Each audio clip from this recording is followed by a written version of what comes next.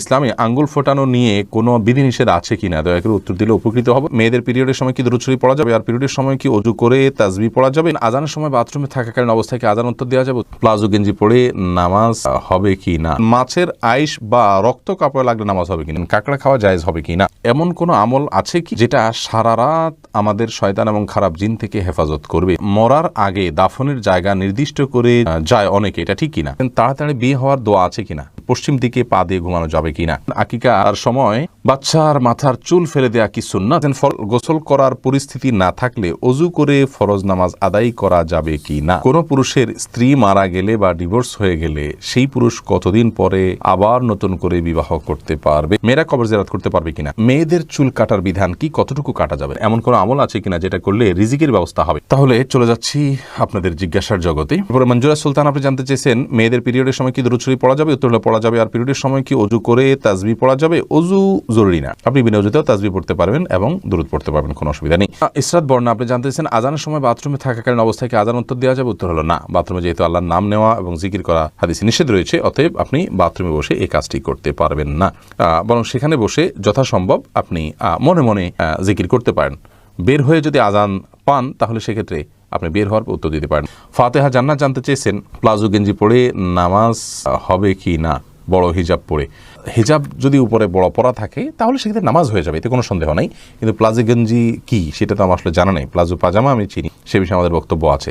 ঘরে প্লাজো গেঞ্জি পরলে গুনাহ হবে কিনা, যেহেতু এটার ধরনটাই আমার জানা নেই, ইনশাআল্লাহ এটা আমরা নোট নিচ্ছি, এই সম্পর্কে আমরা জানতে পারি, আমাদের জানানোর চেষ্টা করবো আপনাদেরকে ইনশাআল্লাহ। তাসলিমা আক্তার জানতে চেয়েছেন মাছের আইশ বা রক্ত কাপড়ে লাগলে নামাজ হবে কিনা? মাছের রক্ত কাপড় লাগলে হবে না, এটা শরিয়ার দৃষ্টিকোণ থেকে এটা আসলে রক্ত নয়। অতএব এই রক্ত যদি আত্মাচারা প্রবাহমান নয় বিধায় এই রক্ত কাপড়ে লাগলে নামাজ হবে, কোনো অসুবিধা নেই। আইশ লাগলে তো হবেই, কোনো অসুবিধা নেই। লুৎফুর আনোয়ার জানতে চেয়েছেন কাঁকড়া খাওয়া জায়েজ হবে কি না? কাঁকড়া খাওয়া জায়েজ হওয়া না হওয়া নিয়ে ওলামায়ে কেরামের মধ্যে পার্থক্য আছে, ইমামদের মধ্যে পার্থক্য আছে। ইমাম আবু হানিফার মতে এটি মাকরুহ, অন্যান্য অনেক ইমামের মতে এটি সম্পূর্ণ জায়েজ আছে, কিন্তু হারাম কারোর মতে না। সাবেদ পপি আপনি জানতে চেয়েছেন এমন কোনো আমল আছে কি যেটা সারা রাত আমাদের শয়তান এবং খারাপ জিন থেকে হেফাজত করবে? সূরা বাকারার আপনার আয়াতুল কুরসি যেটি আছে সেটি আমাদেরকে শয়তান থেকে ইনশাআল্লাহ নিরাপদে রাখবে। এছাড়া 3 কুল সূরা ইখলাস, সূরা ফালাক, সূরা নাস 3 বার রাতে পড়ে শুইবেন, ইনশাআল্লাহ শয়তান থেকে আল্লাহ তাআলা আপনাকে আশ্রয় রাখবেন। আয়াতুল কুরসি পড়ে ফু দিয়ে পুরো শরীর মুছে তারপরে শুবেন। মাহমুদুল হাসান লিজন জানতে চেয়েছেন পশ্চিম দিকে পা দিয়ে ঘুমানো যাবে কিনা? কেবলার দিকে পা দিয়ে ঘুমানো যাবে কিনা? পশ্চিম দিকে বলতে আমাদের জন্য পশ্চিম দিকে, কিন্তু যারা পশ্চিমা দেশগুলোতে আছেন তাদের জন্য অন্য কোনো দিকে হবে। অতএব যে যেখানে আছেন তার জন্য কেবলার দিকে পা দিয়ে ঘুমানো যাবে কিনা এলো প্রশ্ন। এই প্রশ্ন উত্তর হলো যে কোনো হাদিসে আসলে কেবলার দিকে পা দিয়ে ঘুমাতে নিষেধ করা হয়েছে এরকম কোনো হাদিস কিন্তু নেই, পাই না আমরা। অতএব কেবলার দিকে পা দিয়ে ঘুমানো মৌলিকভাবে কোনো হাদিসে নিষিদ্ধ কোনো বিষয় নয়। তবে যেহেতু কেবলা সেদিকে আছে, আমার কাছে যদি খারাপ লাগা কাজ করে কেবলার প্রতি শ্রদ্ধার জায়গা থেকে, তাহলে সেক্ষেত্রে অন্যদিকে আমি পা দিয়ে শোলাম, সেটা ভালো, উত্তম। মোহাম্মদ রিয়াজউদ্দিন নূর নবু আপনি জানতে চেয়েছেন মরার আগে দাফনের জায়গা নির্দিষ্ট করে যায় অনেকে, এটা ঠিক কিনা? এটা আপনার এই অর্থে ঠিক যে যদি আমি শহরে মারা যেতে এখানে দাফন করিও, অমুক কবরস্থানে দাফন করি বলা যেতে পারে, কিন্তু তার লাশ যদি অন্য কোথাও তিনি মারা যান তাহলে লাশকে সেই জায়গায় দাফন করার জন্য নিয়ে যাওয়া সঠিক নয় এবং এভাবে বলে যাওয়া সঠিক নয়। অতএব যদি কেউ কম বলে যান যে আমি যেখানে মারা যাই না কেন লাশ আমার অনুযায়ী দাফন করবে, সেটা সঠিক নয়। কিন্তু যদি বলেন যে আমি এই শহরে মারা গেলে বা এখানে মারা গেলে আমাকে অমুক জায়গায় দাফন করবে, তাহলে এরকম আর্গুমেন্ট পেশ করাতে সমস্যা নেই। সাউদ আর সুরাইম আইডি থেকে আপনি জানতেছেন তাড়াতাড়ি বিয়ে হওয়ার দোয়া আছে কিনা? না ভাই, তাড়াতাড়ি বিয়ে হওয়ার জন্য আসলে বিশেষ কোনো দোয়া নেই। তবে সূরা ফুরকান আয়াত নম্বর 74 রব্বানা হাবলানা মিন আজওয়াজিনা, এই রব্বানা থেকে আয়াতের শেষ পর্যন্ত এটুকু বিভিন্ন সময় বারবার করে পড়বেন, বিনা ওয়াজিতেও পড়তে পারেন, কোনো নির্দিষ্ট সংখ্যায় নাই, বিশেষ করে পড়বেন। এখানে আল্লাহর কাছে নেককার জীবন সঙ্গী পাওয়ার জন্য দোয়া রাখা হয়েছে, আপনি সেটা পাঠ করতে পারেন।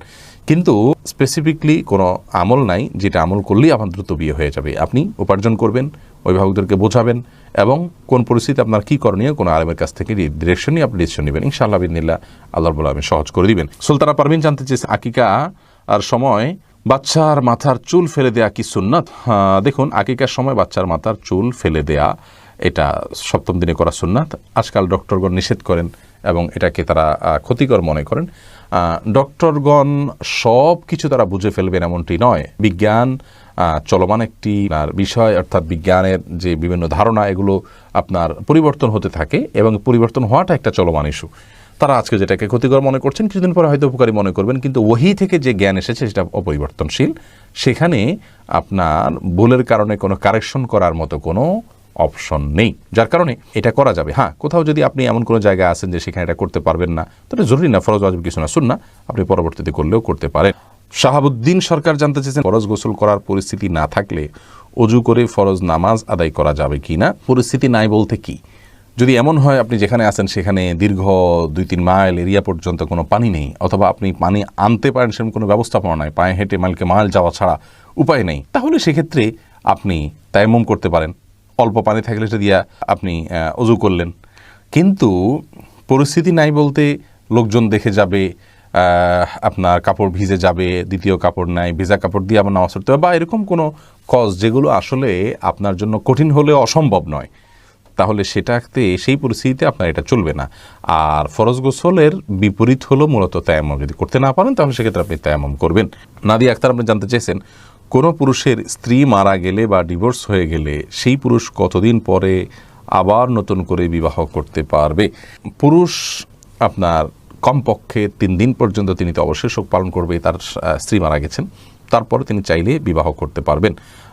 অর্থাৎ তার জন্য তার আসলে ইদ্যতের বিষয় নয়, জাস্ট আপনার তার শোক কেটে গেলে এবং তিনি যে কোনো সময় তিনি বিয়ে করতে পারেন। কোনো মহিলার স্বামী মারা গেলে বা ডিভোর্স হলে সেই মহিলা কতদিন পর আবার নতুন করে বিয়ে করতে পারবেন। মেয়েদের ব্যাপার হলো যদি স্বামী মারা যান তাহলে 4 মাস 10 দিন পর, আর যদি ডিভোর্স হয় তাহলে 3টা মাসিক বা আপনার 3 মাস পর তিনি অন্যত্র বিয়ে করতে পারবেন। আর যদি তার গর্ভে কোনো সন্তান থাকে তাহলে গর্ভের সন্তান প্রসব করার পর তিনি যখন পবিত্র হবেন তখন তিনি বিয়ে করতে পারবেন। এখন ছেলে মেয়েদের মধ্যে পার্থক্য কেন, বৈষম্য কেন? দেখুন, তালাকেরটাই যদি আমরা বলি যে নারীর গর্ভে আগের স্বামীর কোনো সন্তান আছে কি না, এটা একটা প্রশ্ন সাপেক্ষ বিষয়। যতই টেস্ট করেন এরপরেও সম্ভাবনা অনেক সময় থেকে যায়, এটা একটা বিষয়। এরপরে আরও অনেকগুলো বিষয় আছে এখানে। তো পুরুষের ক্ষেত্রে কিন্তু এইসব বিষয়গুলো থাকছে না, যার কারণে এটা নারীদের জন্য প্রযোজ্য, পুরুষের জন্য নয়। এরপরে রেহানা আমির আপনি জানতে চেয়েছেন আমার স্বামী আমার সাথে অনেক খারাপ ব্যবহার করে, আমার স্বামী আমার কোনো হক পূরণ করেন না, তারপরও আমি তার সাথে আছি, আমি ধৈর্য ধরে আছি যে একদিন ঠিক হয়ে যাবে ইনশাআল্লাহ, কিন্তু সে আমাকে বারবার ডিভোর্সের হুমকি দেয়, এক্ষেত্রে আমার করণীয় কি?